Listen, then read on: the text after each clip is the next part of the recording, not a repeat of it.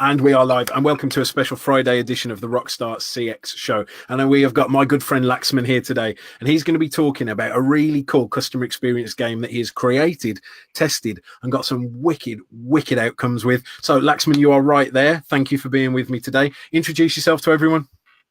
Thank you, James. Thanks for having me here. Hi, everyone. I'm Laxman here.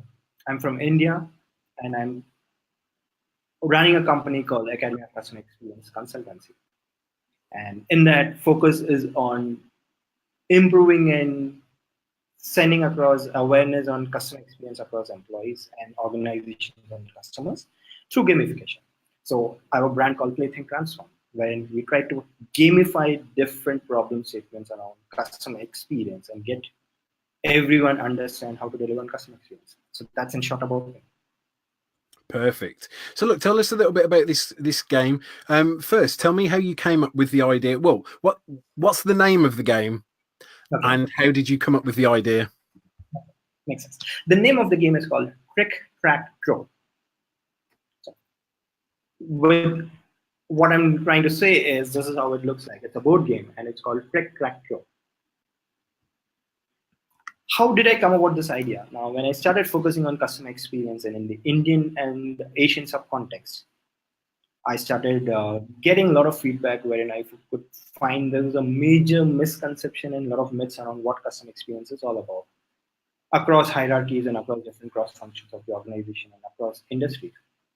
And hence, I realized that customer experience is more about experience delivery. And if you're focusing on delivering experience delivery, the very aspect of building awareness, the very aspect of gaining mastery should also be an experience delivery. And this very thought made me think about how can I gamify the entire aspect of customer experience so that it's not only easy to play and learn, but also take it back on a day-to-day life and make it so intrinsic that if somebody is having a problem with customer experience or a question with customer experience, they just have to play on it and get a solution to it or get ideas to start looking for a solution. Yeah, that's really cool. So we may as well get straight into it. How do you play the game? Talk us through the steps and stages and the purposes of what you do in the game. Sure.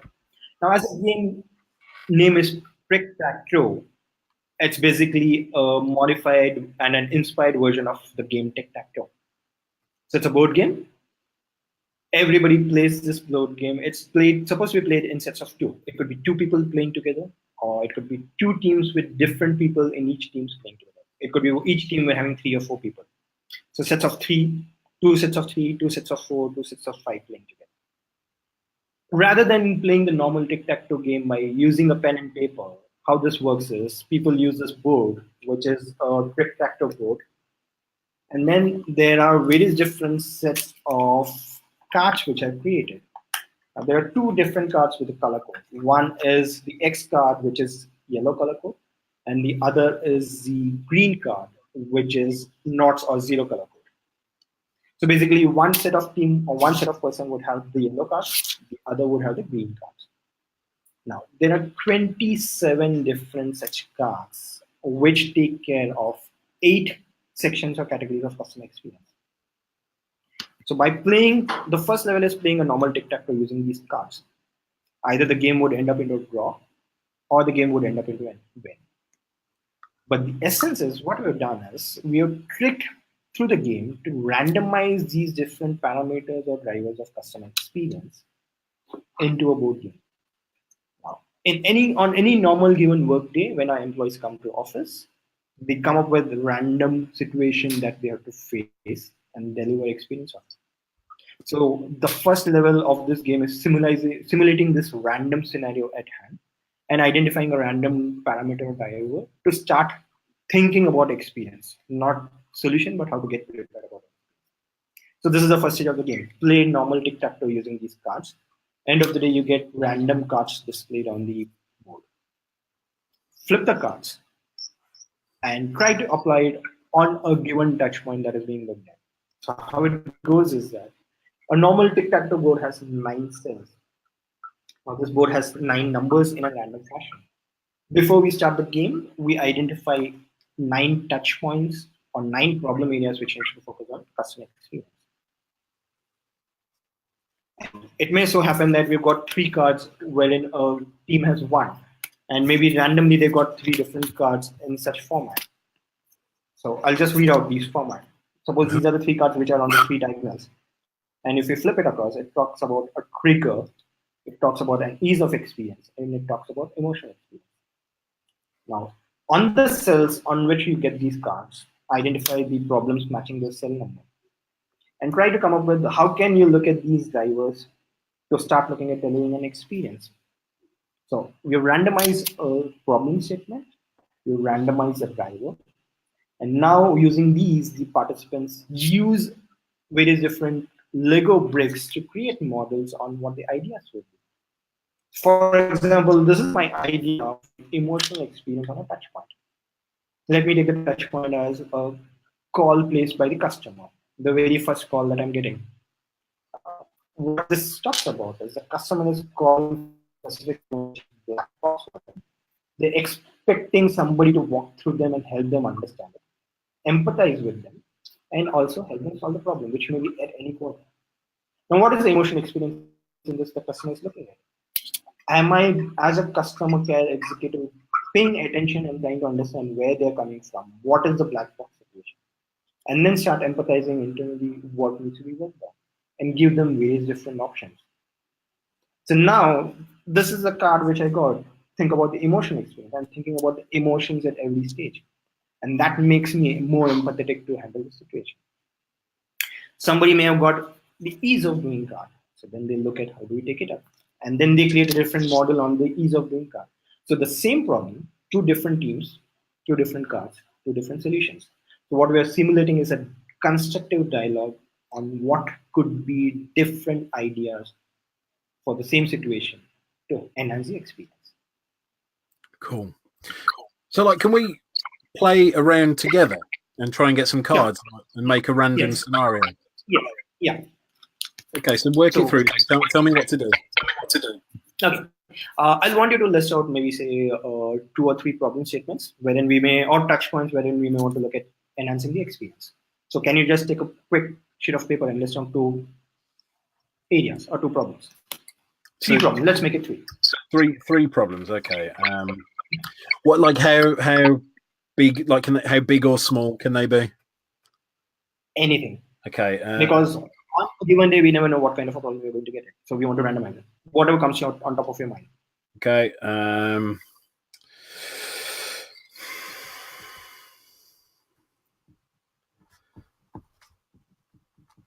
And okay, so three problems. We've got customer loyalty in my imaginary company. That's a problem. Okay. Another one is customers don't really understand their policies that they've got. Maybe it's an insurance company. They don't understand the policies. And when they call in, there's really long wait times. There you go. There's 3 possible problems in my imaginary made up company. Makes sense. Now, let's randomly identify some cards. Now, let me talk about the categories that we have. These are the initial categories are talking about the customer persona attributes. Okay. The next is a customer's level of maturity with regards to the experience. Okay. Is it a new experience for the customer? Or is it something very core experience for the customer? And then the third we are talking about is dimensions of experience. What are the dimensions in which the experience needs to be focused on? Functional experience, digital experience, and emotional experience. So let's pick up a random card. Do it. I'll walk you through all these 3. Okay. I would want you to pick up a card, and assuming that playing the tic-tac-toe game, we have got 3 cards. So these are the customer attributes with regards to their maturity. So the 3 options are: is it very new experience? Is it a native experience for the customer? Or the customer is living through this experience for years long, and it's beyond saturation? Okay. Yeah, just pick a random one. I don't know. So maybe let's say it's a very new experience for the customer. Okay. Brand new experience. Brand new. Now let's identify what is the trigger or motivation for the customer. The second card would be identify the motivation for the customer. And the third card, let's focus on the emotional experience. Yes. So now, if we play this, what we would have got is we would have got 3 cards in this fashion. Okay, Yeah. 1, 2, and 3.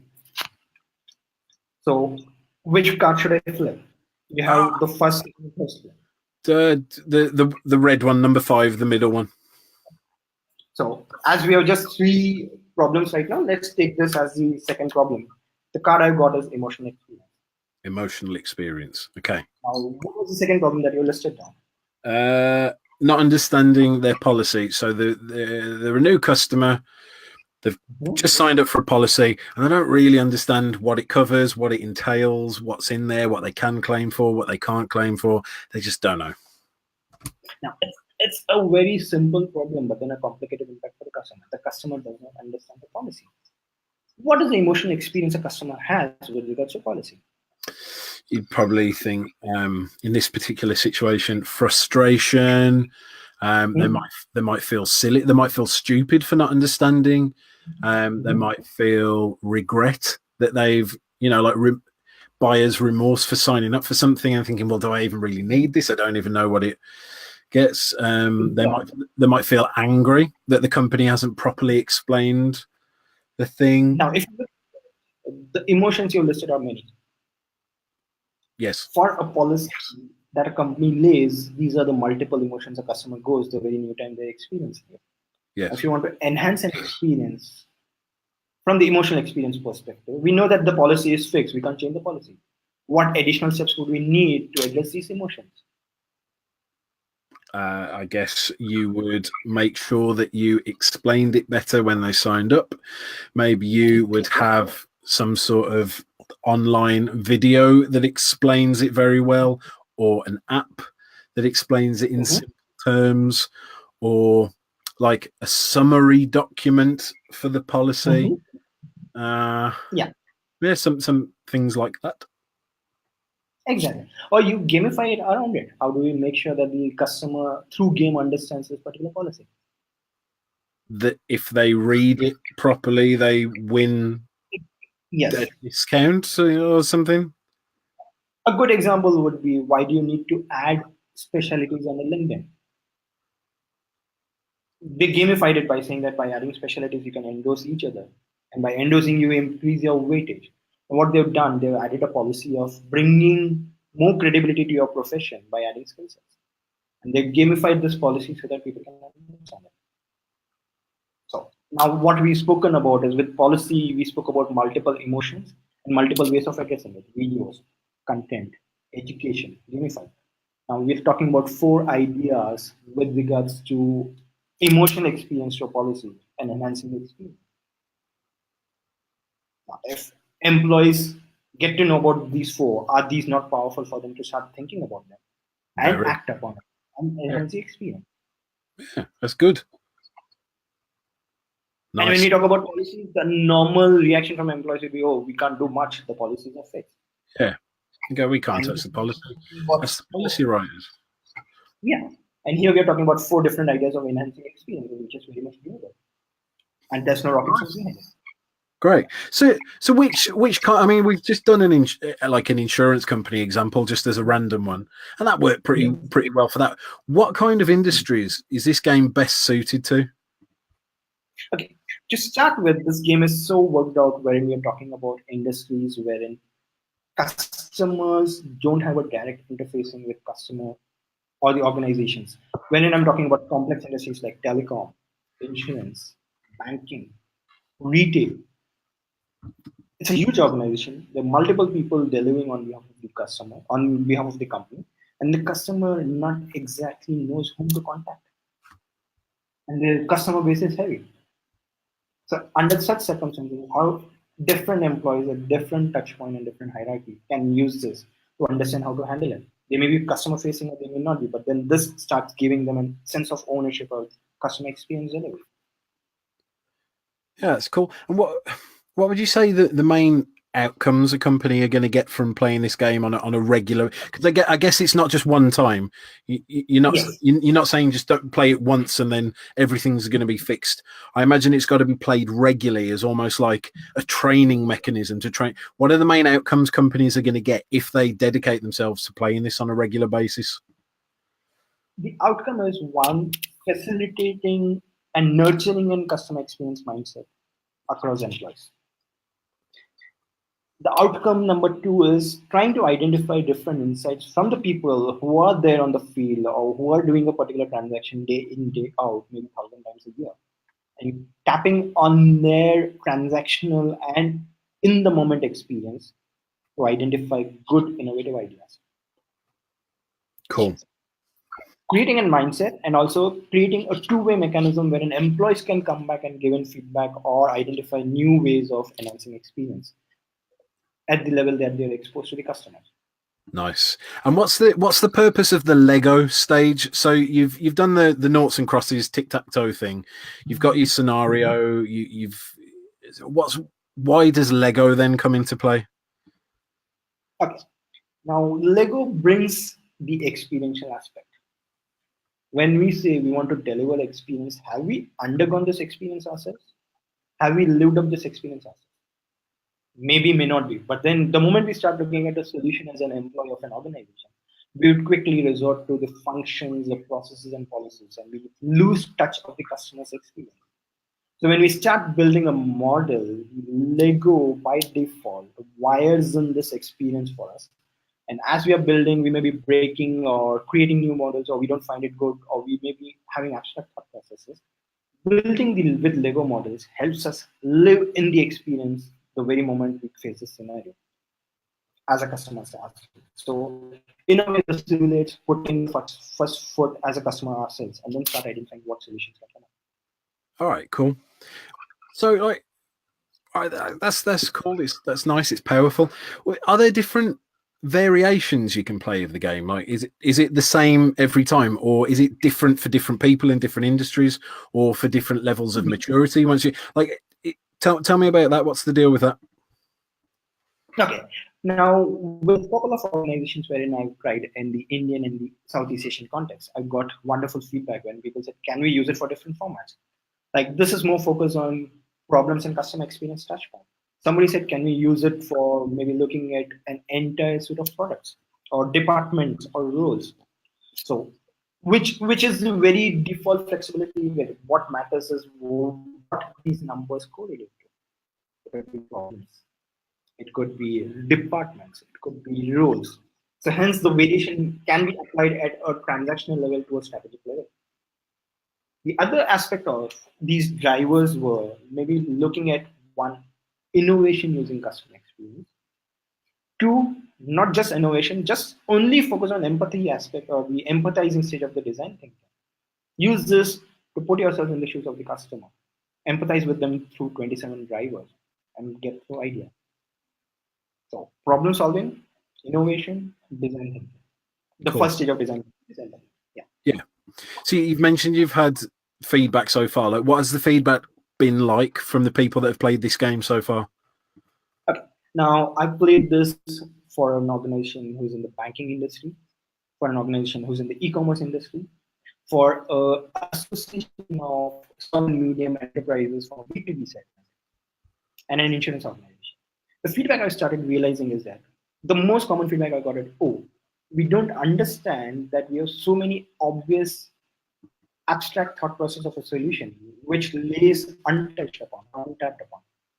By playing this game and by building these tricks, we are simulating a scenario and we are immediately tapping upon a lot of insights, which we ourselves don't know that we have the solution with us and we depend on others to come and solve us.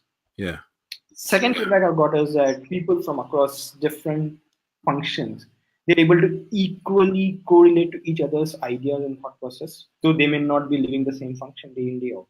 For example, a salesperson speaking with a finance person and they're playing this game. They can equally understand the very moment this problem is thrown, how different functions start thinking in different parameters. And there's a holistic collaboration and co-creation which triggers it.